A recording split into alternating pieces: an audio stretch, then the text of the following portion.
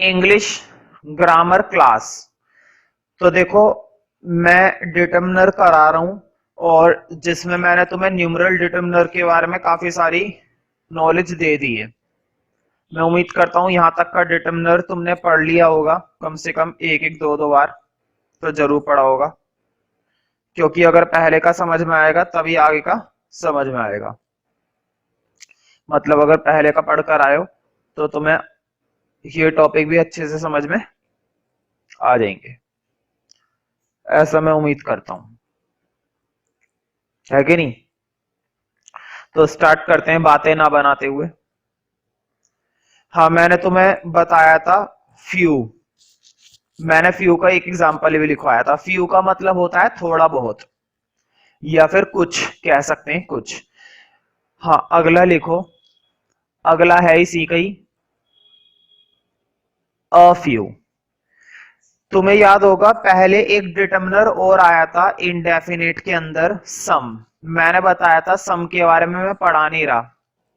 मैंने सम के बारे में इसलिए नहीं पढ़ाया था क्योंकि, ध्यान से सुनो, मैंने पहले जो है सम के बारे में इसलिए नहीं पढ़ाया था क्योंकि मैंने ये बात बताई थी तुम्हें कि सम वाला डिटर्मिनर एक बार फिर से आएगा तो मैं तभी बताऊंगा। तो ध्यान से सुनो, ये जो ऑफ यू होता है, इस ऑफ यू का दूसरा मतलब यही होता है सम। और सम का मतलब तुम्हें मालूम होगा, कुछ। कुछ बच्चों को लगता है कि अ फ्यू और फ्यू में कुछ खास फर्क नहीं है, तो मैं भी यही बोलूंगा, कुछ खास फर्क नहीं है। बस इतना सा फर्क है कि अ फ्यू हमें सीधा किसकी नॉलेज दे देता है, कुछ की, मतलब सम की। मतलब अ फ्यू किसके बराबर है, सम के। एक सबसे बड़ी बात और जो इसके अंदर है, ये वाला जो सम है, मतलब ये जो अ फ्यू है, ये आता है काउंटेबल के लिए। ऐसी नाउन के लिए सम आता है जिसको हम क्या कर सकते हैं, काउंटेबल, मतलब जिसको गिना जा सकता है। फॉर एग्जाम्पल, मेरे पास कुछ मार्कर हैं।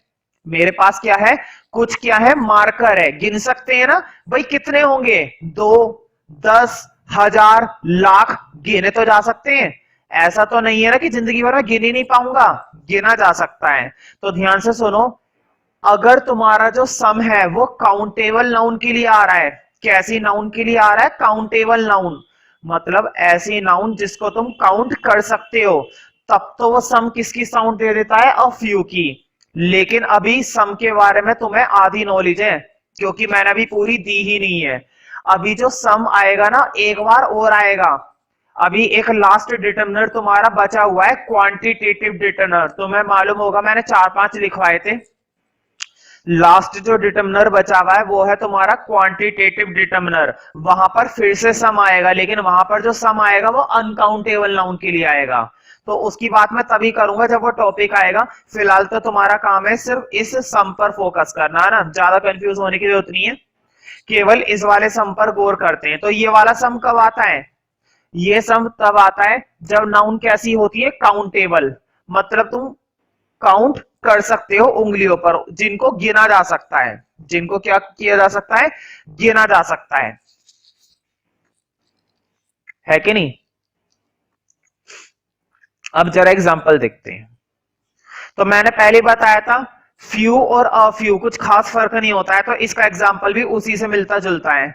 मैंने फ्यू का एग्जांपल लिखवाया था, I have read very few books. मैंने कुछ किताबें पढ़ ली हैं, थोड़ी बहुत किताबें पढ़ ली हैं। थोड़ी बहुत मतलब कुछ, कहते नहीं है मेरे पास थोड़ा बहुत पैसा बचा हुआ है। मेरे पास क्या है, थोड़ा बहुत पैसा है। तो मैं ये भी तो कह सकता हूं मेरे पास कुछ पैसे बचे हुए हैं। तो कुछ का मतलब वही थोड़ा बहुत। तो फ्यू में और अफ्यू में कुछ खास फर्क नहीं होता। हाँ, इसका एग्जांपल लिखो, I have read a few books. मैंने कुछ किताबें पढ़ ली हैं। तो कुछ का मतलब क्या है, थोड़ी बहुत। फॉर एग्जाम्पल, मेरे पास 15 किताबें थी और मैंने 3-4 किताबें पढ़ ली हैं। तो मैंने कितनी किताबें पढ़ ली हैं, अ फ्यू। तुम फ्यू भी बोल सकते हो, अ फ्यू भी बोल सकते हो, ठीक है। कुछ किताबें, तो मैंने कुछ किताबें पढ़ ली हैं। तो बताओ, कुछ किताबें पढ़ी है मतलब मैंने सम बुक्स पढ़ ली हैं, लेकिन कैसी है, काउंटेबल ना, गिनी जा सकती हैं। काउंटेबल है, इसको हम गिन सकते हैं। अगला देखते हैं इसी की कैटेगरी का, द फ्यू। लास्ट बचा ना इसका, ये तीन लिखवाए थे, फ्यू, अ फ्यू और द फ्यू। हाँ, द फ्यू का भी अपना हिसाब है। देखो, फ्यू में क्या होता है, थोड़ा बहुत, सारी किताबें नहीं, थोड़ी बहुत किताबें। और फ्यू में भी क्या होता है, सारी किताबें नहीं, थोड़ी बहुत किताबें। लेकिन जब द फ्यू लग जाता है तो द फ्यू का मतलब है सारी की सारी, सब की सब। तो द फ्यू क्या रिप्रेजेंट करता है, लिख लो, सभी संख्या। सभी संख्या कहने का मतलब, मैं ये बोल रहा हूं मैंने सारी रोटियां खा ली। सारी रोटियां खा ली मतलब द फ्यू, जितनी भी थी, चाहे एक रोटी थी, चाहे 10 रोटी थी, सारी की सारी रोटी मैं खा गया। सभी संख्या, फिर वो चाहे छोटी हो चाहे वो बड़ी, ब्रैकेट में लिख लो, छोटी या बड़ी। देखो, मैंने सारे पैसे खर्च कर दिए, मैंने सारे के सारे पैसे खर्च कर दिए।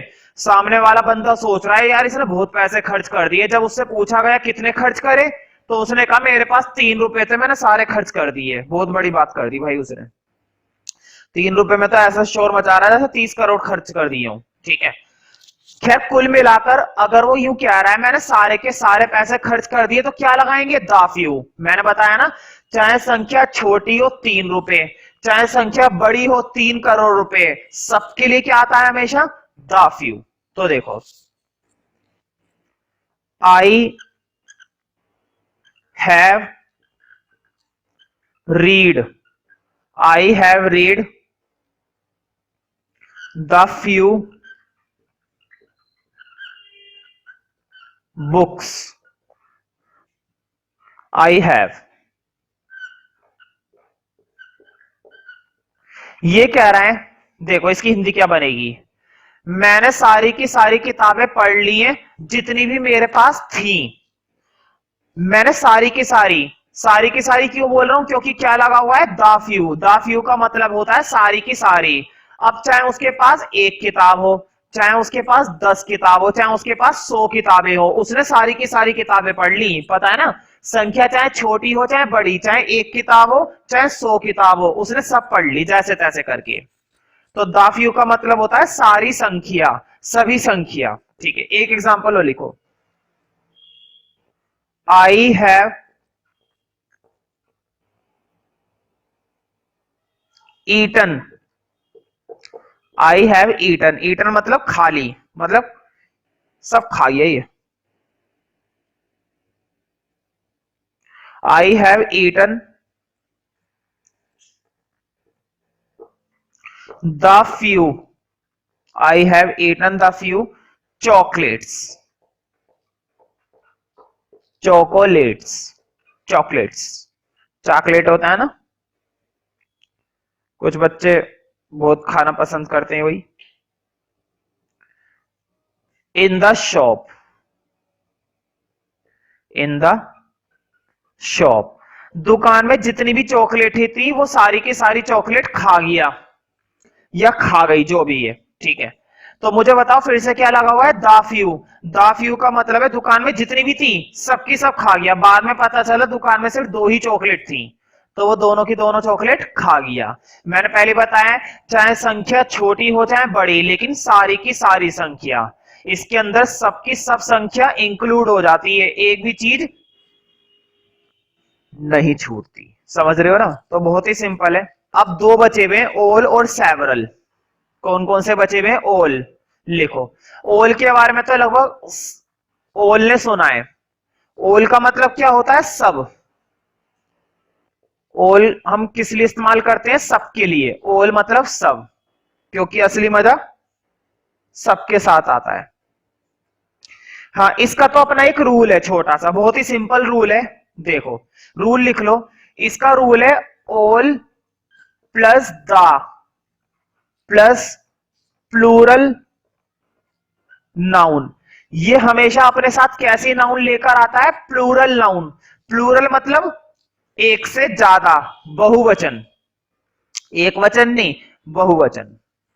तो एक से ज्यादा की बात करेगा, क्यों करेगा एक से ज्यादा की बात? क्योंकि तुम्हें मालूम है ऑल का मतलब सब, और सब मतलब एक व्यक्ति नहीं है, कई सारे व्यक्ति हैं। फॉर एग्जाम्पल, मैं यहां पर सभी बच्चों को पढ़ा रहा हूं तो ऑल द स्टूडेंट्स, सारे बच्चे शोर मचा रहे हैं, ऑल द चिल्ड्रंस, है ना। सारे माँ बाप आ चुके हैं, ऑल द पेरेंट्स। हमेशा ऑल के साथ क्या रूल लग जाता है? All plus the plus plural noun. तो ये रूल याद रखना, अगर तुम्हें रूल याद है तो समझ लो क्वेश्चन खत्म फिर वहीं भी। देखो एग्जाम्पल लिखो, all the countries, all the countries are preparing, all the countries are preparing for war। सारी कंट्रीज तैयारी कर रही हैं किसकी? युद्ध की। बताओ, और कोई काम ही नहीं है ना लड़ने के अलावा? लड़ाई करने की भी कोई तैयारी करता है भला? लड़ाई करने में क्या है, मुंडी उठाओ घुसा दो पेट में, है कि नहीं? खैर, तो देखो क्या है rule, all the countries. Countries हमारी क्या है? प्लूरल नाउन है, क्योंकि एक कंट्री की बात नहीं हो रही, कई सारी कंट्रीज की बात हो रही है। बल्कि मैं तो ये कह रहा हूं सारी कंट्रीज की बात हो रही है। तो सारी की सारी कंट्रीज किस चीज की तैयारी में लगी हुई है? युद्ध की। बताओ, हद है। और देखते हैं one more example, he gave me. क्या दिया है उसने मुझको? देखते हैं क्या दिया है। He gave me all the mangoes. क्या दिया है उसने मुझको? मैंगो दिए। तो बताओ, जितने भी आम थे उसने सारे आम मुझको दे दिए। फिर से क्या आ गया? All the mangoes. तो ऑल का रूल हमेशा याद रखना, all plus the plus plural noun. हाँ, ऑल के बाद अगला देखते हैं, सेवरल। इसमें भी देखो वही वाली बातें।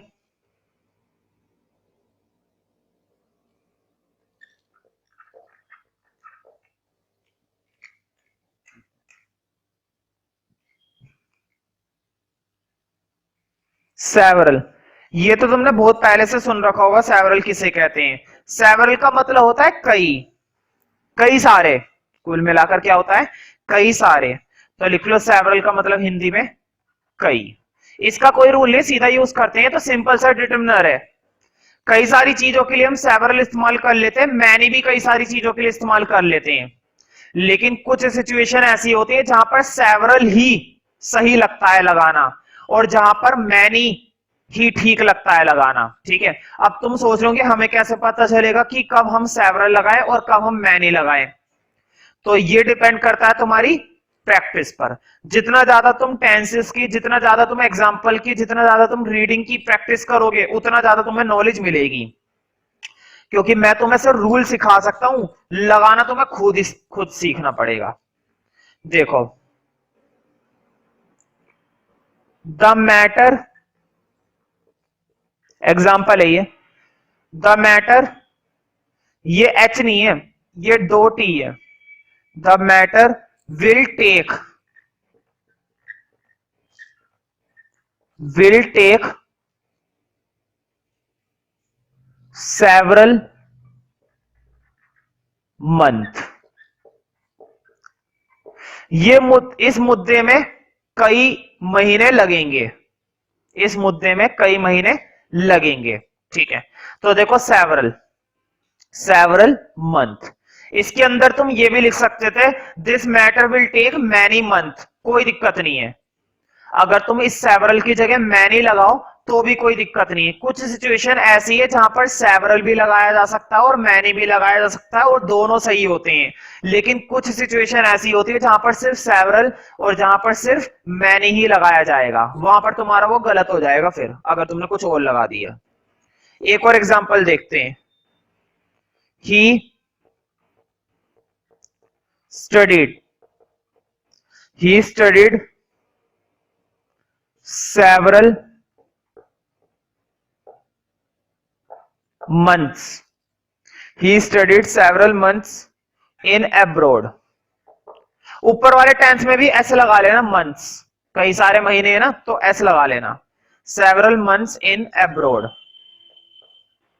इन abroad. He studied several month in abroad, वह कई महीने विदेश में पढ़ा है। मतलब वो विदेश गया हुआ था, इंडिया के अंदर तो उसका कुछ हो नहीं रहा था, तो वो कहां पर भाग गया, विदेश। यहाँ के लोगों को परेशान करने के बाद वो कहां पर चला गया परेशान करने, बाहर के लोगों को। He studied several months in abroad, तो वो विदेश में कई महीने पढ़ा, मतलब उसने वहां पर पढ़ाई करी। तो देखो सेवरल, यहां पर भी तुम मैनी का इस्तेमाल कर सकते हो, कोई दिक्कत नहीं है। मैं तो ये कहता हूं सेवरल इक्वल टू मैनी। बहुत ही कम सिचुएशन ऐसी है, बहुत ही रेयर सिचुएशन ऐसी है जहां पर तुम सेवरल की जगह मैनी और मैनी की जगह सेवरल नहीं कर सकते यूज, वरना ज्यादातर तुम कर ही सकते हो, कोई दिक्कत नहीं है। ये एक एडिशनल है, ये एक एडिशनल है, ठीक है। लिखो ही रीड्स, ही रीड्स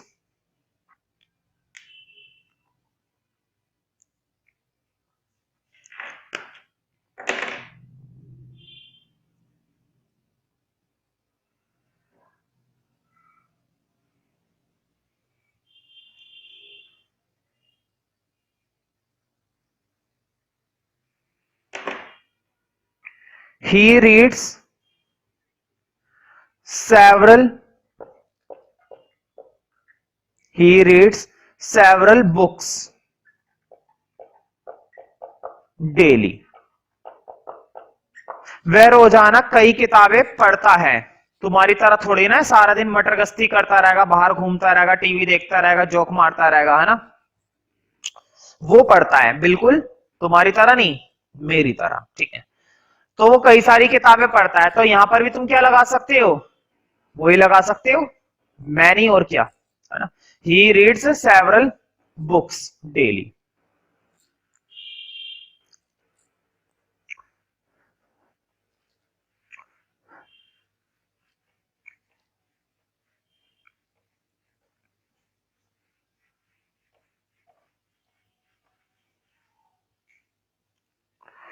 हाँ, इसका एक लास्ट बचा है जिसके बारे में मैंने बताया नहीं था, कोई बात नहीं, हाथों हाथ लिख लो।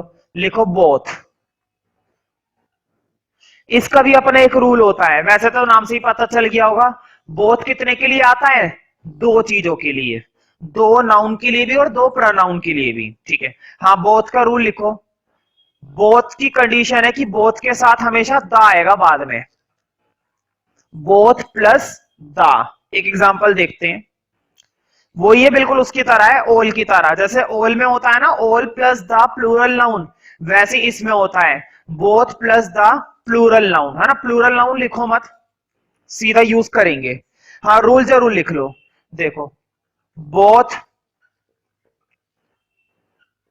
द सिस्टर्स, मतलब कि वो दोनों बहनें, both the sisters are married.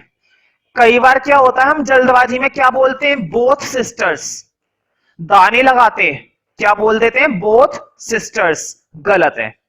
Both के बाद हमेशा दा लगाना चाहिए। कई बार क्या होता है, जब हम स्पीकिंग कर रहे होते हैं, बोल रहे होते हैं इंग्लिश, तो बोलने में तो हम फ्लोली बोलते हैं, तो हम दा नहीं लगाते, क्योंकि बोलने में आधे से ज्यादा चीजें हमारी क्या होती हैं, गलत। लेकिन जब हम लिख रहे होते हैं, तो लिखते समय हम सावधानी बरतते हैं बहुत ज्यादा। ऐसे हिंदी का हिसाब होता है, जब हम हिंदी बोल रहे होते हैं तब आधे से ज्यादा गलत शब्द होते हैं हमारे, ग्रामेटिकली भी, ठीक है। लेकिन जब हम लिखने बैठते हैं तो लिखते समय हम सावधानी बरतते हैं। तुम इस चीज को ऑब्जर्व करके देखना तो तुम्हें पता चलेगा। तो दोनों बहनें शादी हो गई है ना, हमें क्या लेना क्या। अगला लिखो, मतलब एक और example, both the girls, both the girls are intelligent, both the girls are intelligent. तो देखो, दोनों की दोनों लड़कियां क्या है, इंटेलिजेंट है। वैसे आज के समय में लड़कियां इंटेलिजेंट ढूंढने से बहुत ही कम मिलती हैं, ठीक है। लेकिन ये दोनों की दोनों लड़कियां क्या है, इंटेलिजेंट है, बिल्कुल मेरी तरह बुद्धिमान है ना। शायद मुझसे थोड़ी सी कम, लेकिन अब थोड़ी बहुत तो है ही intelligent. Distributive, distributive determiner, distributive determiner, नाम से ही पता चल रहा है। देखो डिस्ट्रीब्यूटिव डिटर्मिनर का इस्तेमाल हम तब करते हैं जब किसी ग्रुप के अंदर कुछ बंटवाना होता है, डिस्ट्रीब्यूट करना होता है। तुमने सुना होगा डिस्ट्रीब्यूशन, इसे ही तो कहते हैं। कहते नहीं सारी की सारी टॉफियां हर एक बच्चे में डिस्ट्रीब्यूट कर दो, ये सारी की सारी किताबें हर एक विद्यार्थी को डिस्ट्रीब्यूट कर दो। डिस्ट्रीब्यूट कर दो मतलब बांट दो, हर एक बच्चे को, हर एक विद्यार्थी को, हर एक स्टूडेंट को एक एक किताब दे दो, यही तो कहलाता है डिस्ट्रीब्यूट करना। प्रधानमंत्री प्रत्येक गरीब व्यक्ति को कंबल बांटेंगे, तो देखो कंबल बांटना मतलब डिस्ट्रीब्यूट करना। तो डिस्ट्रीब्यूट के लिए हम कई सारे डिटर्मिनर का इस्तेमाल करते हैं, हालांकि उनके बारे में मैंने तुम्हें पहले भी बता दिया है, कॉन्कर्ड्स में भी आई थी थोड़ी बहुत नॉलेज। क्योंकि पता है ग्रामर के जो टॉपिक होते हैं एक दूसरे से इंटरकनेक्टेड तो खैर होते ही होते हैं, ठीक है, एक दूसरे से रिलेटेड भी होते हैं, और कई बार तो कुछ टॉपिक ऐसे होते हैं जो एक दूसरे में पूरी तरीके से क्या हुए भी होते हैं, कॉमन कॉमन होते हैं। रियलिटी यही है कि डिटर्मिनर क्या हुए भी होते हैं एक दूसरे से कॉमन। तो देखते हैं जरा, लिखो डिस्ट्रीब्यूटिव में सबसे पहला number 1,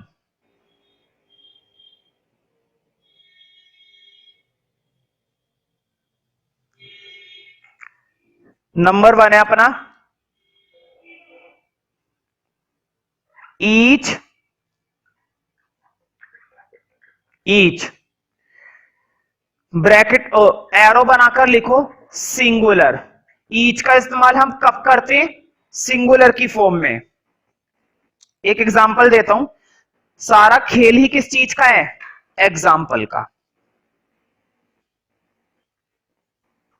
each boy, each boy plays a game.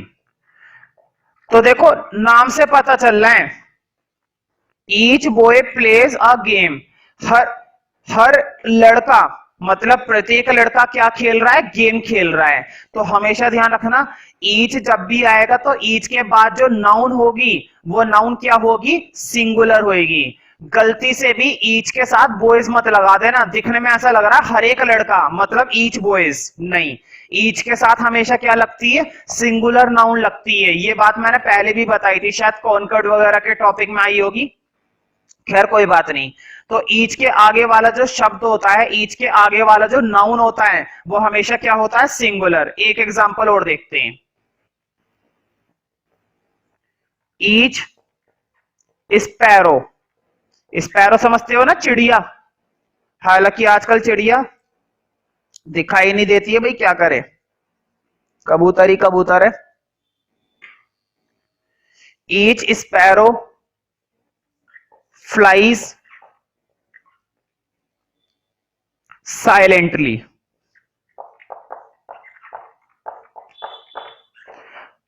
प्रत्येक चिड़िया बहुत ही धीमे धीमे उड़ती है।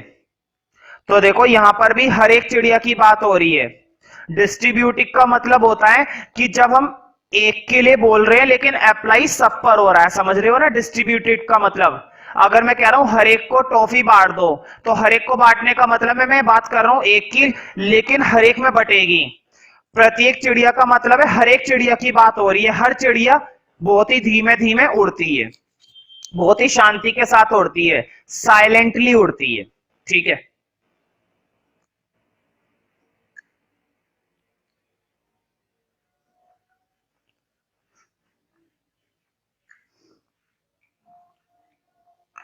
अगला देखते हैं, इसी का ही सेकंड डिस्ट्रीब्यूटिव का ही। नेक्स्ट लिखो, ये है अपना एवरी। कहते नहीं है एवरी चाइल्ड इज नोटी, हर एक बच्चा क्या होता है, शरारती होता है भाई। तो ये बात भी हर एक बच्चे पर अप्लाई हो रही है। हाँ, एवरी में सब आ जाते हैं, और वहां पर किसी एक की बात हो रही होती है लेकिन अप्लाई सब पर होता है। जैसे कि ईच बॉय इज नोटी, हर लड़का शैतान होता है, तो अप्लाई सब पर हो रहा है, ठीक है। एवरी का हिंदी में मीनिंग क्या निकलता है, सभी, ठीक है। तो लिखो every man, every man dies. हर व्यक्ति मरता है, मतलब सभी व्यक्ति मरते हैं। कहने का मतलब ये कि हर एक व्यक्ति की मौत क्या होती है, निश्चित होती है। इसमें हम सबकी बात करते हैं। एवरी मैन डाइज, हर एक व्यक्ति की मृत्यु होगी ही होगी, कोई नहीं बच सकता। क्या तुम बच सकते हो? नहीं, मैं खुद नहीं बच सकता।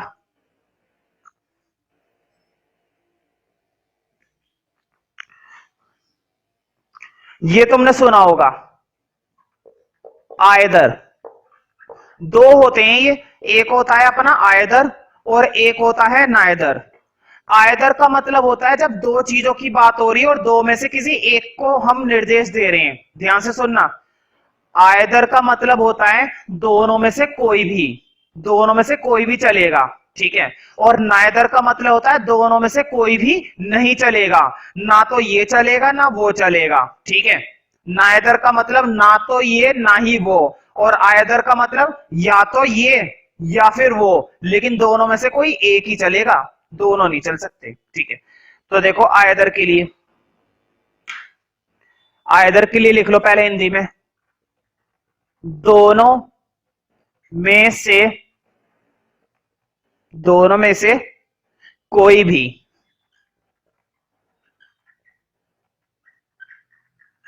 दोनों में से कोई भी, ठीक है।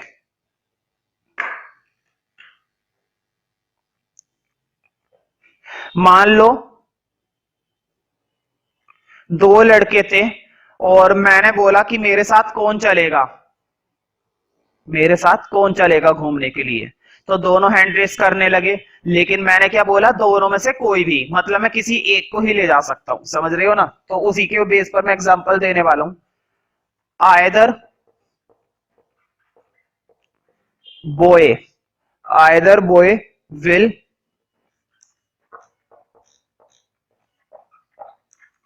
कम, आयदर बॉय विल कम, मतलब दोनों में से कोई सा भी लड़का चल सकता है। बात कितने की हो रही है, दो की। आयदर बॉय विल कम मतलब दोनों में से कोई भी लड़का आ जाएगा, या तो पहले वाला आ जाएगा या फिर दूसरा वाला आ जाएगा, आएगा जरूर, दोनों नहीं आने वाले। लेकिन रिलेशन किसी एक के लिए इस्तेमाल किया जाता है।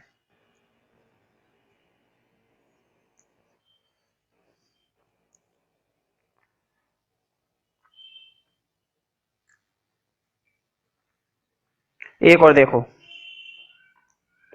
आयदर ड्रेस, ड्रेस होती है ना भाई, लड़कियों की ड्रेस होती है भाई, 10 नखरे होते हैं, एक ड्रेस 10 नखरे, बड़ी नाइंसाफी है। Either dress will be liked, either dress will be liked by her, कोई सी भी ड्रेस उसको पसंद आ जाएगी या उसके द्वारा पसंद कर ली जाएगी। मुझे बताना, मैंने जो दूसरा वाला एग्जांपल दिया है वो एक्टिव दिया है या पैसिव दिया है? दूसरा वाला जो एग्जांपल मैंने दिया है वो एग्जांपल हमारा क्या है, पैसिव है, ठीक है। क्यों? क्योंकि विल बी के साथ क्या लगी हुई है, second third form, will be के साथ क्या लगी हुई है, थर्ड फॉर्म। जबकि तुम्हें मालूम है कि विल बी के साथ आईएनजी आता है, फिर भी मैंने थर्ड फॉर्म लगा रखी है, इसका मतलब ये पैसिव है। और वैसे ही पढ़कर साफ पता चल रहा है ना, उसके द्वारा ड्रेस को पसंद कर लिया जाएगा, कोई सी भी ड्रेस उसको पसंद आ जाएगी, ठीक है।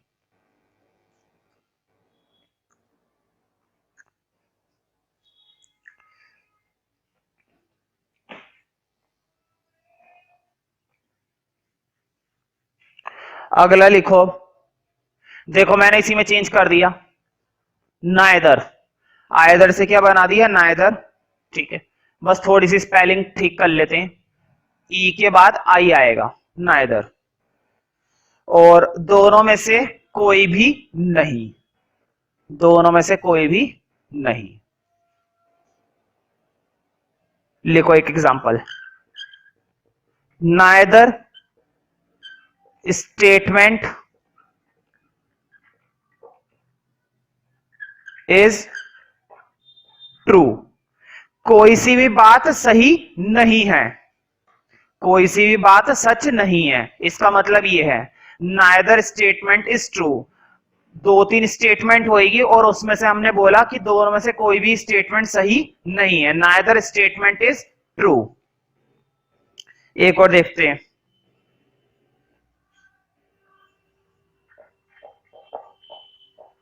नाइदर गर्ल इज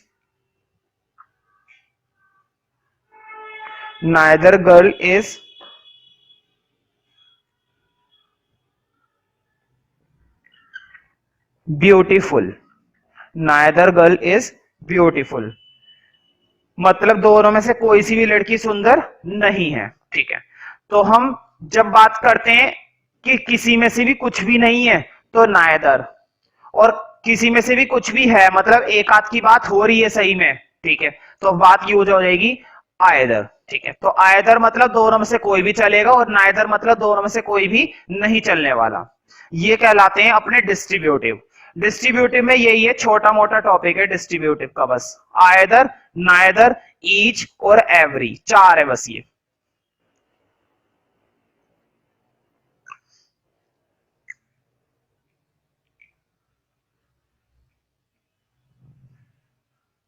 कितने डिटर्मिनर है अपने पास? ये सिर्फ और सिर्फ चार डिटर्मिनर।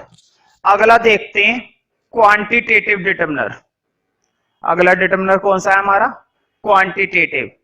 अब तुम्हें क्वांटिटेटिव थोड़ा थोड़ा उससे मिलता जुलता दिखाई देगा न्यूमरल से। हमने जो पहले पढ़ा था न्यूमरल डिटर्मिनर, उससे तुम्हें मिलता जुलता दिखाई देगा क्वांटिटेटिव डिटर्मिनर, लेकिन दोनों में बहुत फर्क है। जितने भी न्यूमरल डिटर्मिनर मैंने पढ़ाए थे वो सारे के सारे काउंटेबल थे। न्यूमरल डिटर्मिनर हम वहां पर इस्तेमाल करते हैं जब नाउन कैसी होती है? काउंटेबल, मतलब जिसे गिना जा सके, जैसे कि नंबर ऑफ बुक्स गिनी जा सकती हैं, नंबर ऑफ पेन गिने जा सकते हैं। लेकिन अगर मैं कह रहा हूं सम क्वांटिटी ऑफ वाटर, तो बताओ वाटर को काउंट किया जा सकता है? नहीं। सम अमाउंट ऑफ ऑनेस्टी, कि वो बहुत ऑनेस्ट है, तो बताओ किसी की ईमानदारी को काउंट किया जा सकता है? नहीं, अनकाउंटेबल नाउन है। वो बहुत ही ज्यादा सुंदर है, ठीक है, तो क्या इसको काउंट किया जा सकता है? नहीं। तो क्वांटिटेटिव डिटर्मिनर अनकाउंटेबल नाउन के लिए आता है, इस बात का ध्यान रखना ज्यादातर। हाँ, अगला हेडिंग डाल सकते हो तुम। अब जो हम पढ़ने वाले हैं वो है अपने क्वांटिटेटिव डिटर्मिनर। इसका भी कनेक्शन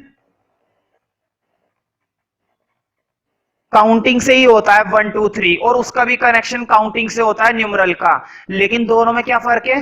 न्यूमरल का हम इस्तेमाल जर्नली तब करते हैं जब नाउन कैसी होती है? काउंटेबल। और क्वांटिटेटिव का तब इस्तेमाल करते हैं जब नाउन कैसी होती है? जर्नली अनकाउंटेबल, मतलब यहां पर हम नाउन को गिन नहीं सकते हैं। ठीक है, तो इसके भी कुछ एग्जाम्पल है, लिखो। सम कॉमा एनी। तुम सोच रहे होंगे सम तो पहले भी आया था, तो देखो सम पहले भी आया था, लेकिन पहले आया था काउंटेबल के लिए, अब आएगा अनकाउंटेबल के लिए। दोनों के लिए इस्तेमाल होता है सम।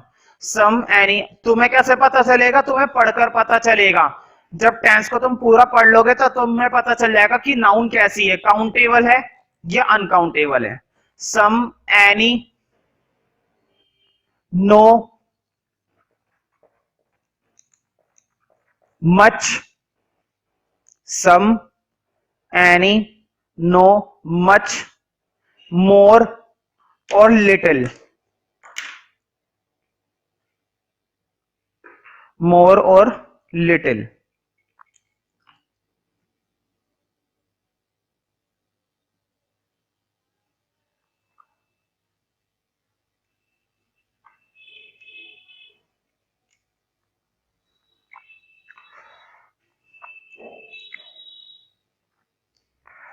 तो यहां पर होता है some any no much more, और लास्ट है लिटिल। तो देखो सबसे पहले हम पढ़ेंगे सम। लिखो नंबर वन। नंबर वन है अपना सम।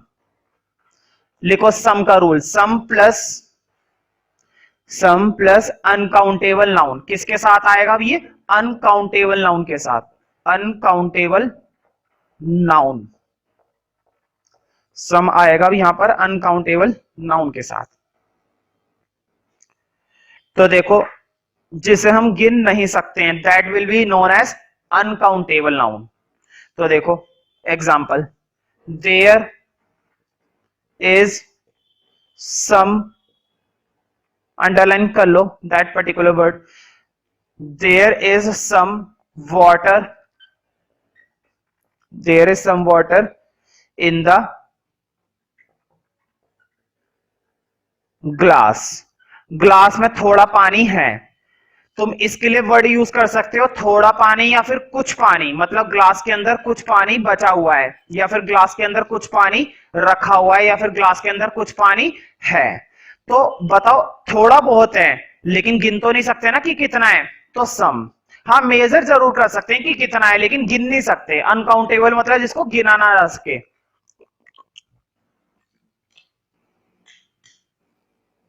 तब हम इस्तेमाल करते हैं सम। अगला देखते हैं एक और example,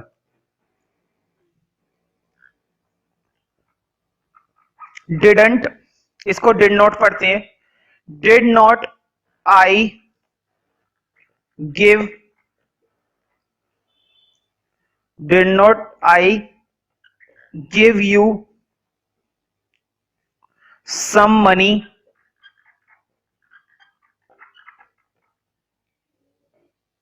last Sunday,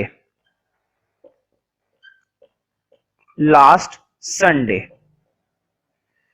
did not I give you some money last Sunday, क्या मैंने तुम्हें पिछले रविवार कुछ पैसे नहीं दिए थे? क्वेश्चन पूछ रहा है ये सामने वाले दोस्त से। हुआ क्या होगा, इसने पिछले संडे उसको कुछ पैसे दिए होंगे, अब ये आकर मना कर रहा है दूसरा वाला कि तूने तो मुझे कोई पैसे नहीं दिए। तो ये होता है ना, अक्सर लड़कों में लड़ाई हो जाती है, पहले पैसे ले लेते हैं फिर कहते हैं कौन से पैसे, है ना। तो ये उससे पूछ रहा है क्या मैंने तेरे को कुछ पैसे नहीं दिए थे पिछले संडे? अब तुम सोच रहे होंगे पैसे, मनी, मनी को तो काउंट किया जा सकता है, जितनी मर्जी मनी हो, लेकिन काउंट तो कर सकते हैं। अब मैं तुम्हें बताता हूं कि मनी के साथ सम क्यों लगा रखा है। पहले के जो राजा महाराजा होते थे उनके पास धन हुआ करता था। पहले के समय में जो मनी होती थी किस फॉर्म में होती थी? धन में। सोना चांदी होता था उनके पास, हीरे जेवरात रखे हुए होते थे, मतलब इतनी ज्यादा मुद्राएं होती थी, इतना ज्यादा सोना होता था कि जिसको काउंट नहीं कर सकते। तो इंग्लिश की दुनिया में मनी को अभी भी क्या माना जाता है? अनकाउंटेबल। जबकि आज की डेट में तो मनी को काउंट कर सकते हैं, लेकिन तब से ही मनी के साथ क्या लगा हुआ आ रहा है? सम लगा हुआ आ रहा है। इस वजह से सम हमेशा मनी के साथ लगाया ही जाता है। जबकि मनी भी क्या होती है? काउंटेबल होती है, मुझे भी मालूम है और तुम्हें भी मालूम है। चाहे किसी के पास कितना भी पैसा हो, काउंटेबल होता है ना, काउंट किया जा सकता है। लेकिन फिर भी इस बात का ध्यान रखना, मनी के साथ हमेशा से ही क्या लगा हुआ आया है? सम। तो तुम्हें भी सम ही लगाना चाहिए मनी के साथ, क्योंकि कई बार टीचर फिर मार्क्स काट सकता है अगर मनी के साथ तुमने सम की जगह कुछ और लगा दिया तो देखो, सम के बाद अब हम अगला डिटरमिनेंट देखते हैं जिसका नाम है एनी। क्या है? एनी। एनी की एक खासियत है, ये जर्नली कैसे टेंस के लिए अप्लाई किया जाता है? नेगेटिव टेंस के लिए। मतलब जब किसी टेंस के अंदर नेगेटिव सेंस दिखाई दे या फिर कुछ भी ना होने की बात हो, ध्यान से सुनो, कुछ भी ना होने की बात हो या फिर नेगेटिव टेंस हो या फिर एक खासियत और, इंटेरोगेटिव सेंस, सिर्फ और सिर्फ क्या हो? इंटेरोगेटिव सेंस हो, तो उस केस में हम कौन से डिटरमिनर का इस्तेमाल करते हैं? एनी का। ठीक है, एक एग्जांपल दूंगा, पहले तो इसके बारे में लिखो ये कब अप्लाई होता है। तो लिखो इसके आगे, फॉर नेगेटिव सेंटेंस। कैसा टेंस भाई? नेगेटिव सेंटेंस के केस में हम इसको अप्लाई करते हैं। और एक चीज और, इंटेरोगेटिव, इंटेरोगेटिव, है ना, सेंटेंस। दोनों बातें लिख लो, इंटेरोगेटिव के अंदर अप्लाई होता है और नेगेटिव टेंस के अंदर अप्लाई होता है। जैसे कि मैं कहता हूं।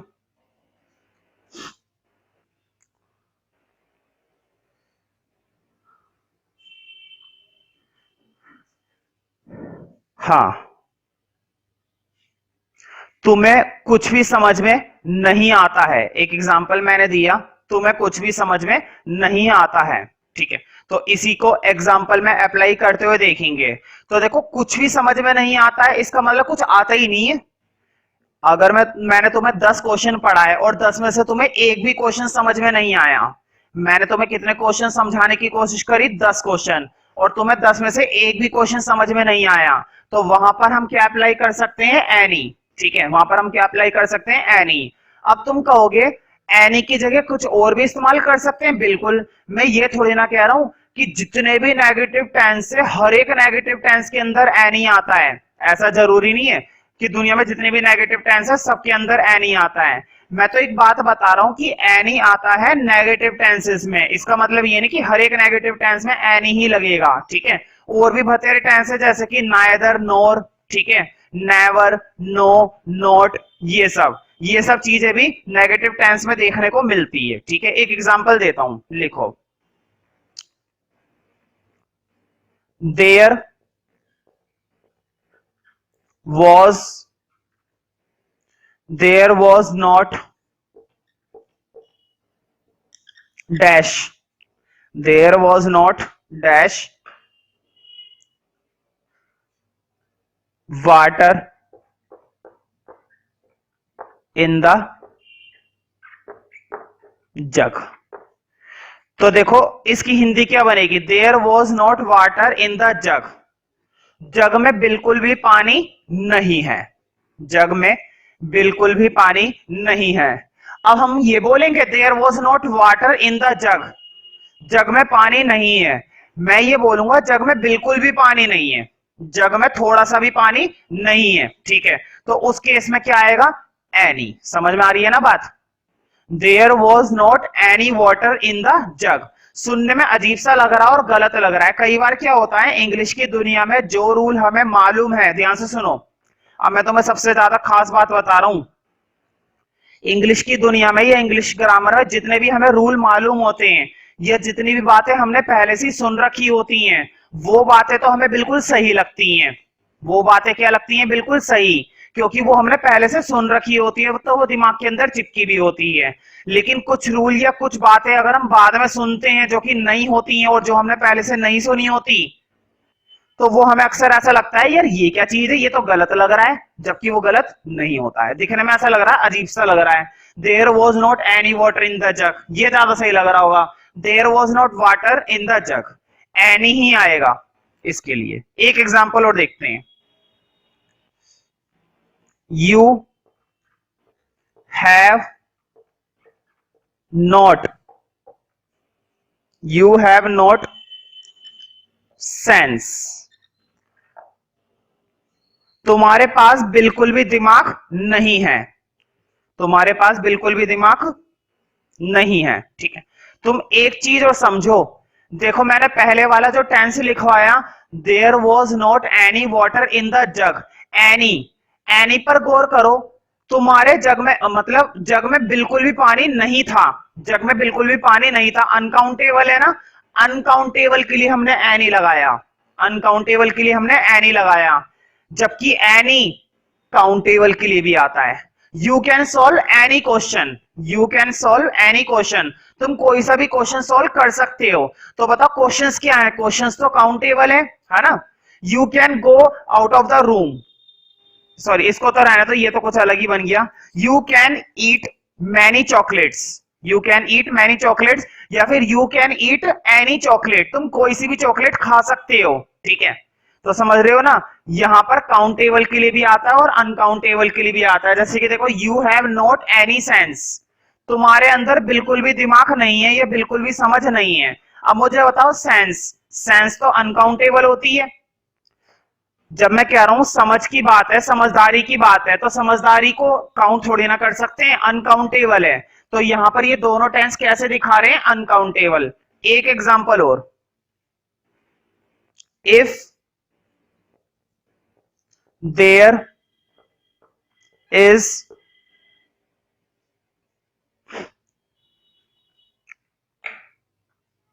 If there is dash danger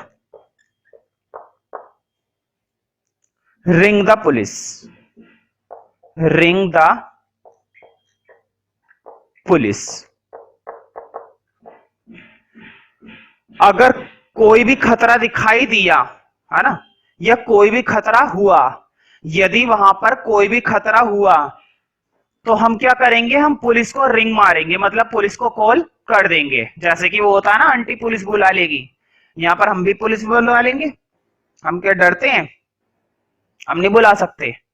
तो देखो, if there is any danger, है ना, अगर कोई भी खतरा हुआ, किसी भी तरह का खतरा अगर हमें वहां पर दिखा या हमें मिला, ठीक है, तो हम क्या करेंगे, हम पुलिस को रिंग मार देंगे और हम भी क्या कर सकते हैं, हम पुलिस बुला सकते हैं। ठीक है, अब मुझे बताओ, अगर खतरा हुआ तो बुलाएंगे ना, अगर खतरा हुआ तो बुलाएंगे, इसका मतलब ये हुआ कि डाउट है, खतरा हो भी सकता है और नहीं भी हो सकता, डाउट की बात है ना, जरूरी थोड़े ना खतरा होगा ही होगा। अगर खतरा हुआ तो, ठीक है, अगर कोई खतरा हुआ तो ब्रैकेट में लिख लो इस टेंस के, ये जो टेंस आया ना, ये डाउट के लिए आया है। मतलब जब किसी टेंस में डाउट होता है या जब कोई ऐसी बात बोली जा रही है जिसके अंदर हमें क्या है, डाउट है, तब भी हम किसका इस्तेमाल करते हैं, एनी का। ठीक है, अगला देखते हैं।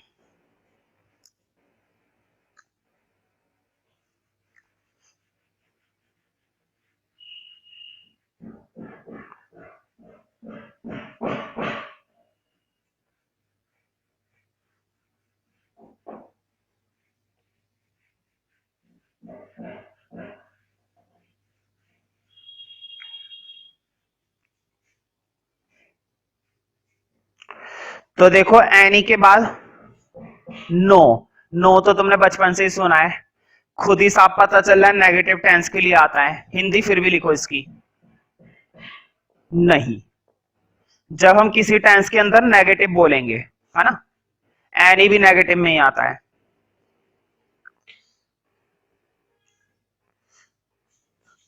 There is truth, there is truth in what you say. देखो इसकी हिंदी क्या बनेगी, फिलहाल जो लिखा है उसकी हिंदी बताऊंगा और डिटर्मिनर पुट करने के बाद जो हिंदी बनेगी वो भी बताऊंगा। There is truth in what you say, जो भी तुमने कहा उसमें सच्चाई है, जो भी तुमने कहा वो सारा का सारा क्या है, सच है। फिलहाल तो ये हिंदी बन रही है जो लिखा हुआ है, there is truth in what you say, जो भी तुमने बोला है या जो भी तुमने कहा या जो भी तुमने मुझको बताया उसमें क्या है, सच्चाई है। अब देखो क्या बनेगा, there is no truth, there is no truth in what you say, जो भी तुमने कहा उसमें बिल्कुल भी सच्चाई नहीं है, उसके अंदर सच ही नहीं है। मतलब जो भी तुमने मुझे बताया वो सारी की सारी बात क्या है, झूठ है, मतलब तुमने मुझको झूठ बोला। तो नेगेटिव टेंस के लिए हम जर्नली किसका इस्तेमाल करते हैं, नो का, मतलब जो तुमने बोला वो सच नहीं है। एक और एग्जांपल देखो, शी हैज सेंस, उसमें दिमाग है। और अब देखो क्या बनेगा, शी हैज नो सेंस, उसमें दिमाग नहीं है, मतलब उसके अंदर समझदारी नहीं है। तुम सोच रहे होंगे एनी और नो ये एक दूसरे की जगह इस्तेमाल किए जा सकते हैं, तो मैं बोलूंगा बिल्कुल, एनी का इस्तेमाल नो की जगह और नो का इस्तेमाल एनी की जगह बहुत ही आराम से किया जा सकता है, कोई टीचर नहीं काट सकता। बिल्कुल सही है, नो की जगह एनी और एनी की जगह नो का इस्तेमाल किया जा सकता है।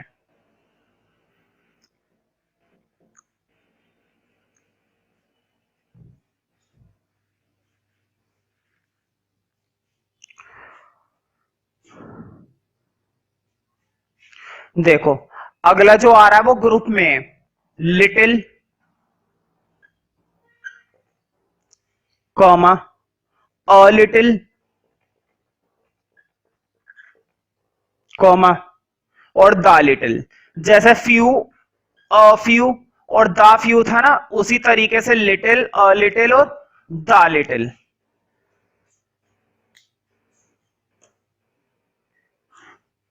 इनका भी मतलब वही होता है, थोड़ा बहुत। वैसे तो फ्यू का मतलब होता है थोड़ा बहुत, इसका मतलब है अधिक नहीं। तीनों का मतलब क्या है? अधिक नहीं। अधिक नहीं मतलब, अधिक नहीं का मतलब क्या है? अधिक नहीं का मतलब वही है, ज्यादा नहीं, थोड़ा बहुत। समझ रहे हो ना? देखो सेंस की बात, देखो सिर्फ सेंस की बात है। फ्यू, फ्यू और द फ्यू, ये क्या बोल रहे हैं? ये कह रहे हैं थोड़ा बहुत, ज्यादा नहीं, सिर्फ थोड़ा बहुत चाहिए। और ये सीधा सीधा क्या बोल रहा है? लिटिल, लिटिल और द लिटिल क्या कह रहा है? अधिक नहीं। ये भी तो यही बोल रहा है, अधिक नहीं, ज्यादा नहीं, बस थोड़ा बहुत चाहिए, है ना? लेकिन इसने शब्दों को बदल दिया, इसने कह दिया अधिक नहीं, और वो कह रहे हैं थोड़ा बहुत। दोनों का मतलब एक है। कुल मिलाकर वो आते हैं काउंटेबल के लिए और ये आते हैं अनकाउंटेबल के लिए। ये है मेन डिफरेंस। एक एग्जांपल देखते हैं। There is hope, there is hope of her success,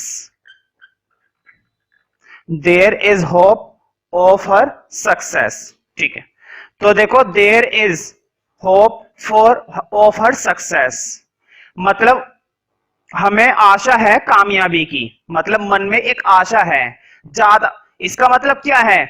या तो आशा थोड़ी बहुत है, ज्यादा नहीं है, थोड़ी बहुत है, और थोड़ी बहुत है और ज्यादा नहीं है, इसका मतलब क्या आएगा? लिटिल। इसका मतलब क्या आएगा? लिटिल। अब क्वेश्चन ये कि फ्यू क्यों नहीं आया? फ्यू इसलिए नहीं आया क्योंकि देखो मन में आशा है, उम्मीद है।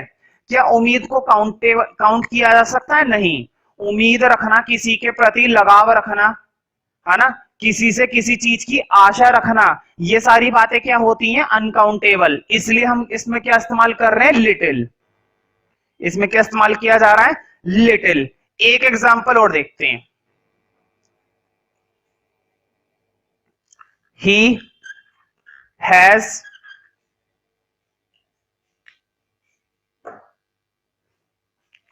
he has little influence, he has little influence on his son, on his son।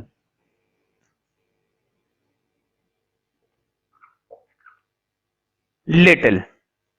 तो देखो इन्फ्लुएंस का मतलब होता है प्रभाव डालना या प्रभाव पड़ना। तो देखो उसका अपने बेटे पर बहुत ही कम प्रभाव है, ज्यादा प्रभाव नहीं है, मतलब उसका लड़का उससे ज्यादा नहीं डरता, बहुत ही कम डरता होगा। देखो दो बातें बोल सकते हैं ना, हम ये कह सकते हैं कि उसका लड़का उससे थोड़ा बहुत डरता है, या फिर क्या बोल सकते हैं? उसका लड़का उससे ज्यादा नहीं डरता। ज्यादा नहीं डरता, थोड़ा बहुत डरता है, एक ही बात है ना। लेकिन क्या पढ़ेंगे? लिटिल। और लिटिल के लिए क्या होता है? अधिक नहीं, ज्यादा नहीं डरता, कम डरता है। मतलब उसका उसके बेटे पर बहुत ही क्या होता है? कम असर होता है, इतना डरता ही नहीं है वो। अब अ लिटिल की बात करते हैं।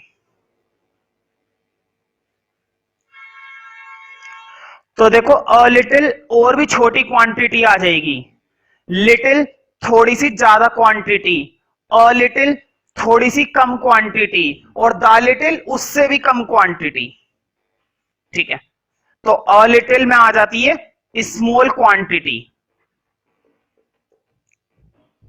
तो देखो अ लिटिल के लिए एक एग्जांपल दे रहा हूं। A little knowledge, a little knowledge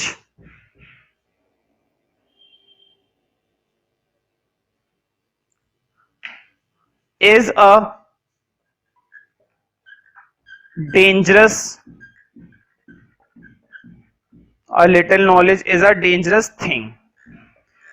मुझे बताओ अगर किसी काम के बारे में हमें थोड़ी बहुत नॉलेज है, ज्यादा नॉलेज नहीं है, थोड़ी बहुत नॉलेज है, अ लिटिल मतलब थोड़ी बहुत, ज्यादा नहीं, थोड़ी बहुत नॉलेज है, तो वो क्या होती है, वो एक डेंजरस थिंग होती है। फॉर एग्जाम्पल कोई बंदा बिजली का काम जानता है लेकिन ज्यादा नहीं जानता, थोड़ा बहुत जानता है, खतरनाक है ना। पता चले गलत जगह तार पर हाथ लगा दिया और उसका काम वहीं पर ही हो गया, पूरी बिजली का काम हो गया। समझ रहे हो ना। तो किसी भी काम में थोड़ी बहुत नॉलेज क्या होती है, खतरनाक बात है ना। थोड़ी बहुत नॉलेज होना खतरनाक है। अब तुम सोच रहे होंगे इसके अंदर लिटिल भी लगाया जा सकता था, लिटिल लगाया जा सकता था, लेकिन वो तो अपने ऊपर है, तुम क्या बताना चाह रहे हो मुझे बताओ। अगर तुमने अ लिटिल लगा दिया, अ लिटिल का मतलब है बहुत ही कम नॉलेज है। द लिटिल लगा दिया, उससे भी कम नॉलेज है। और अगर सिर्फ लिटिल लगाया, इसका मतलब नॉलेज थोड़ी सी ज्यादा है। ये तो अपने ऊपर है, तुम क्या बताना चाह रहे हो। अगर तुम लगा दोगे इसमें सिर्फ लिटिल, तो लिटिल का मतलब है कि नॉलेज है। और अगर लगा दिया अ लिटिल मतलब बहुत कम नॉलेज है। और अगर लगा दिया द लिटिल, बहुत ही कम नॉलेज है ना। तो लिखो अब अगला द लिटिल के लिए, एक एग्जांपल मैं द लिटिल के लिए दे रहा हूं। तो मैंने हेडिंग सा भी बना दिया द लिटिल। द लिटिल में लिखो, इसके अंदर आ जाती है ऑल क्वांटिटी। ऑल क्वांटिटी, इससे तुम्हें याद रहेगा। ऑल क्वांटिटी का मतलब ये नहीं कि बहुत सारी, ऑल क्वांटिटी का मतलब है अगर थोड़ी बहुत है तो वो भी, और अगर बहुत ज्यादा है तो वो भी, सारी की सारी ऑल क्वांटिटी। एक एग्जांपल देता हूं, जैसे दाफ्यू में था, मैंने कुछ किताबें पढ़ ली हैं और अगर मैंने वहां पर क्या लगा दिया दाफ्यू, तो दाफ्यू का मतलब है मैंने सारी की सारी किताबें पढ़ ली। बाद में पता चलता है कि सिर्फ 2 ही किताबें थी, तो पढ़ तो ली ना सारी की सारी। तो देखो, आई हैव स्पेंट मतलब खर्च करना। I have spent the little, I have spent the little money, little money I had. जितना भी पैसा मेरे पास था मैंने सारा खर्च कर दिया। बाद में पता चलता है कि सिर्फ मेरे पास कितने रुपए थे, 10 रुपए ही थे। तो द लिटिल का मतलब है कि जो भी था सारा का सारा खर्च कर दिया। ठीक है। और मैंने तुम्हें बताया था मनी क्या होती है, अनकाउंटेबल होती है। तो फ्यू, अ फ्यू और द फ्यू में, और लिटिल, अ लिटिल और द लिटिल में सिर्फ और सिर्फ किस चीज का फर्क है, फर्क सिर्फ इसी चीज का है। वो आते हैं काउंटेबल के लिए और ये वाले आते हैं अनकाउंटेबल के लिए।